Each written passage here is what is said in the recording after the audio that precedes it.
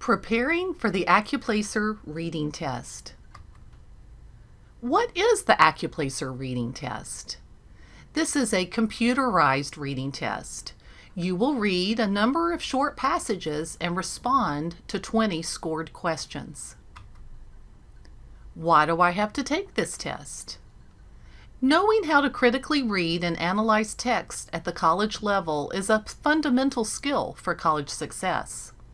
This test examines your readiness to comprehend and answer questions about college-level reading passages. What should I know before I begin the test? The test is untimed, work at your own pace, and do not rush. You are expected to reread passages. Don't feel like you have to memorize any information. It's helpful to look back through the passage for clues about how to answer each question. What else should I know about this test? Accuplacer is a computer adaptive test, which means the better you do, the more difficult the questions get.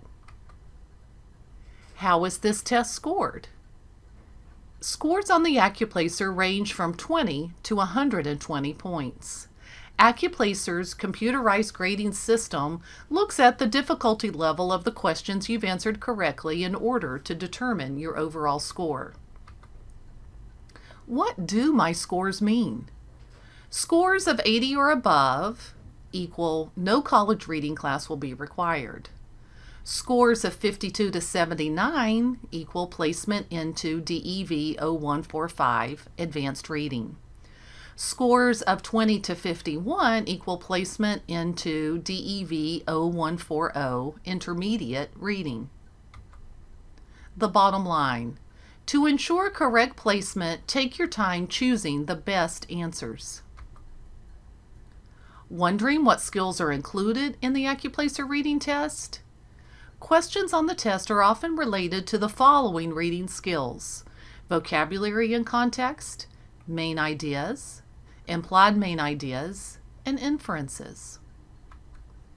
With practice, you can figure out what words mean without automatically reaching for the dictionary, find the point of what you're reading, read between the lines, and reach conclusions through clues in the passage. Let's start practicing. Module 1, Vocabulary and Context. What is vocabulary and context? When we look at an unfamiliar word's context, we are looking at how the word is used in the sentence, and we are examining the words around it. Doing both of these things helps us figure out what the word means. What are the 4 types of context clues? Number 1, examples. The author may include examples of the unfamiliar word in the sentence. Number 2, synonyms. The author may include a word that means the same or almost the same as the unfamiliar word. Number 3, antonyms. The author may include a word that means the opposite of the unfamiliar word. Number 4, general sense of the passage. The author may present the entire sentence or passage as one big clue. Context clues. Example 1. As they moved westward, early pioneers faced many tribulations, such as scarce food, extreme weather, and loneliness. Considering the examples, what does the word tribulations mean? A, criminals, B, hard decisions, or C, great difficulties? Answer and explanation. As they moved westward, early pioneers faced many tribulations such as scarce food, extreme weather, and loneliness. Considering the examples, what does the word tribulations mean? A, criminals, B, hard decisions, or C, great difficulties? The examples that serve as clues are scarce food, extreme weather, and loneliness, which are all examples of great difficulties. Context clues. Example 2, synonyms. That 5-year-old girl must have innate musical talent. Playing piano so well at her age requires an inborn gift. What word in the sentence means the same or nearly the same as innate? This word is its synonym. Answer and explanation. That 5-year-old girl must have innate musical talent. Playing piano so well at her age requires an inborn gift. What word in the sentence means the same or nearly the same as innate? The synonym of innate is inborn. Because she is so gifted at a young age, she must have been born with musical skills. Context clues, example 3, antonyms. My piano teacher's criticism was always profuse, but her praise was scarce. What word in the sentence means the opposite of profuse?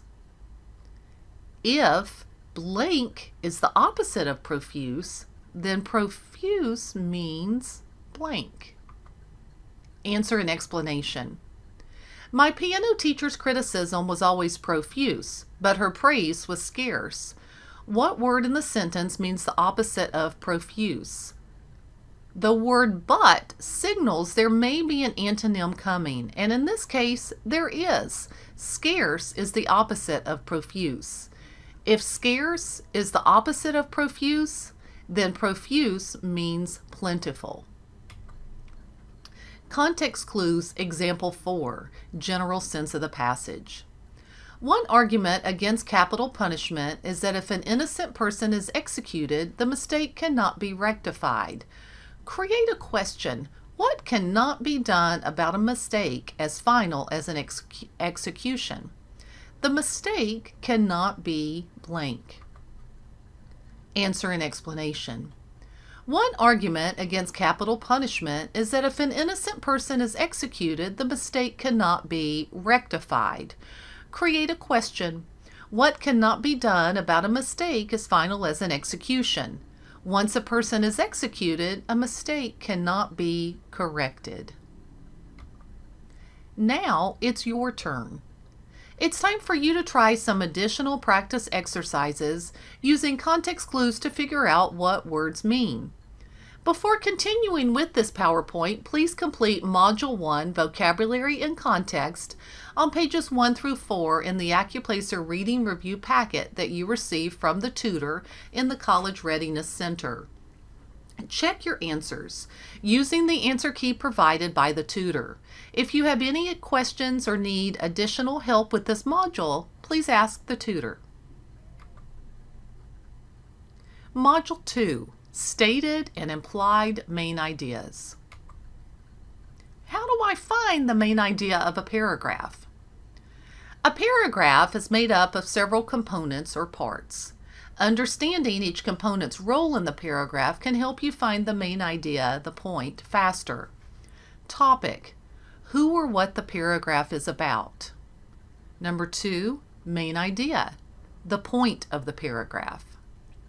Number 3, topic sentence, the sentence that states the point of the paragraph. Number 4, supporting details, the explanations and examples that relate directly to the main idea. These details may be major or minor. Sample paragraph. Read the following paragraph and then answer the questions that follow on the next slide. The female black widow spider is not as terrible a killer as is generally believed. While the creature is certainly poisonous, she is also very shy and will bite humans only when she feels cornered. Also, the idea that the black widow always kills the male after mating is untrue. The male is often spared if he remembers to tap out a special signal as he ventures onto his mate's web. The vibrations on the web let her know he is one of her own kind, not an insect to be rushed at and killed. With topic. Which of the following is the topic of the previous paragraph?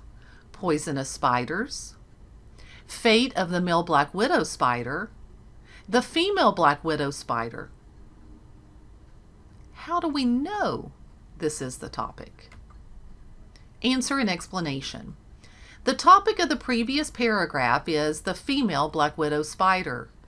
Poisonous spiders? Too broad. The paragraph is about only one type of spider. Fate of the male black widow spider? Too narrow. Only a small part of the paragraph is about this. The female black widow spider? The female black widow spider is mentioned throughout the paragraph, and it is what the paragraph is about. Main idea. What is the main point made about this topic? Answer and explanation. The main point made about this topic is that female black widow spiders aren't as violent as many people believe. This is the controlling idea throughout the paragraph.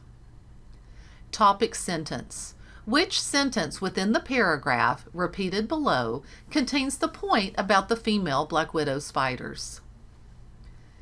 Number 1. The female black widow spider is not as terrible a killer as is generally believed. 2. While the creature is certainly poisonous, she is also very shy and will bite humans only when she feels cornered. 3. Also, the idea that the black widow always kills the male after mating is untrue. 4. The male is often spared if he remembers to tap out a special signal as he ventures onto his mate's web. 5. The vibrations on the web let her know he is one of her own kind, not an insect to be rushed at and killed. Answer and explanation. The sentence within the paragraph repeated below that contains the main idea point about female black widow spiders is sentence 1. It covers what the rest of the paragraph is about. Sentence 1. The female black widow spider is not as terrible a killer as is generally believed. Strategies for locating the topic sentence. The next several slides will offer tips for finding the topic sentence in a paragraph.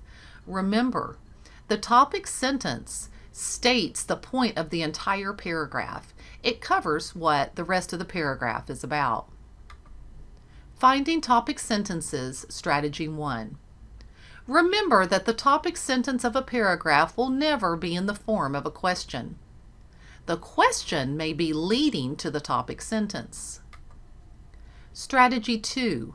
Remember, the main idea is like an umbrella. It covers all parts of the paragraph. Strategy 3. Find the topic first, then ask yourself, what point is the author making about the topic? Find the sentence that states that point that, like an umbrella, covers the supporting details. Strategy 4. Look for signal words. Often, a main idea will contain a signal word. Examples of signal words include the following: reasons, advantages, ways, causes, steps, effects, factors, and traits. There are many traits. Example, there are many traits a successful person typically possesses. Strategy 5. Know the topic sentence can be anywhere in the paragraph. Don't assume the first sentence is the topic sentence. Strategy 6. If the second or third sentence of a paragraph begins with but, or however, or related word, then that is probably the topic sentence. Strategy 7. Always read the entire paragraph or passage before deciding what the topic sentence is. Ask yourself, if I could summarize what I just read in one sentence, what would that one sentence be? Then look for the sentence that correlates with the summary statement you just came up with. Strategy 8. Once you've decided on a topic sentence, double check that it summarizes what the rest of the paragraph is about. Ask yourself, is what I've chosen general enough to cover all the specific details of the paragraph? Remember, strategy 9. Remember that words like another, moreover, and for one thing signal supporting details, not topic sentences. What is an implied main idea? An implied main idea is one that is suggested but not directly stated in the form of a topic sentence. An implied main idea is suggested through a paragraph's supporting details. When reading critically, we must create a topic sentence for a paragraph in which the main idea is implied. Sample paragraph, implied main idea. Read the following paragraph on this slide and the next, and then answer the questions that follow. Nowadays, Americans worry more, for example, about being murdered by others than about killing ourselves, even though twice as many Americans commit suicide every year than are murdered. We worry about being struck by lightning during a thunderstorm, while more than 10 times as many Americans die from falling out of bed. We are more afraid of dying in an airline accident than on the highway, although more than 500 times as many people die in car wrecks as in plane crashes. Sample paragraph continued. We wring our heads over getting bird flu and mad cow disease, which have not killed a single person in the United States. But we are not shaken up over the likelihood of getting the common flu, which annually contributes to 36,000 deaths in the United States. We are not scared either by the cholesterol in our hamburger that contributes to heart disease, killing 700,000 Americans a year. What is the implied main idea? Finish the following sentence with the implied main idea of the previous paragraph. Americans are blank. Explanation and answer. The implied main idea of the previous paragraph is that Americans are worrying about the wrong things in terms of their health. The examples in the paragraph support this point. For example, the author discusses how Americans are stressing over catching bird flu and mad cow disease when, in actuality, many more Americans die from the common flu. Now it's your turn. It's time for you to try some additional practice exercises using these tips for finding main ideas stated in topic sentences or implied in paragraphs. Before continuing with this PowerPoint, please complete Module 2, Main Ideas, on pages 5 to 8 in the Accuplacer Reading Review Packet that you received from the tutor in the College Readiness Center. Check your answers using the key provided by the tutor. If you have any questions or need additional help with this module, please ask the tutor. Module 3, Inferences. What is an inference? An inference is a safe assumption, a conclusion we reach through looking at available evidence. Guidelines for making inferences. Number 1, never lose sight of the available information. Number 2, use your own background information and experience to help you in making inferences. Number 3, consider the alternatives. Use process of elimination. Sample paragraph inferences. Read the following paragraph on this slide and the next, and then answer the questions that follow. Jim Johnson panicked when he came home from work to find his neighbor's pet rabbit dead and in the jaws of his German Shepherd Fido. Johnson took the filthy, slightly chewed up bunny into his house, washed it with care, and then used the blow dryer to restore its fur as best he could. A short time later, he secretly put the rabbit back into its outdoor cage. Continued.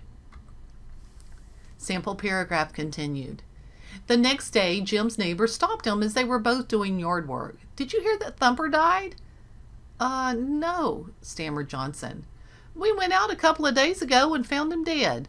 What's really weird, though, is that the day after we buried him, we went outside and discovered that someone had dug him up, given him a bath, styled his fur, and put him back into his cage." What can we infer? Can we safely assume, infer, Johnson's neighbor had children who took care of the rabbit? Fido had probably dug up the rabbit's grave? The neighbor was convinced Johnson had dug up the rabbit? Jim Johnson assumed his dog had killed the rabbit? The rabbit had been very sick? Answers and explanations. We can safely assume, infer, that Fido had probably dug up the rabbit's grave and Jim believed his dog killed the rabbit. We can infer that Fido dug up the rabbit's grave because he had the dead rabbit in his mouth when Jim Johnson returned home. We can also infer that Jim Johnson assumed his dog had killed the rabbit since he went to great lengths to cover up the incident, including bathing the dead rabbit and then returning it to its cage. Johnson's neighbor had children who took care of the rabbit? This cannot be inferred because children aren't mentioned in the paragraph. The neighbor was convinced Johnson had dug up the rabbit. This cannot be inferred because there's no evidence in the story that he is convinced. The rabbit had been very sick. This cannot be inferred because there's no evidence in the story to support an illness. Now it's your turn. It's time for you to try some additional practice exercises making inferences as you're reading. Before continuing with this PowerPoint, please complete Module 3, Inferences, on pages 9 to 12 in the Accuplacer Reading Review packet that you received from the tutor in the College Readiness Center. Check your answers using the answer key provided by the tutor. If you have any questions or need additional help with this module, please ask the tutor. Module 4, Putting It All Together. Putting it all together. Author John Langan offers some excellent tips on how to put the various reading skills together in order to become an active reader. When you read a passage for the first time, try to read it straight through. Then you can go back and reread parts that aren't clear. That's his first piece of advice.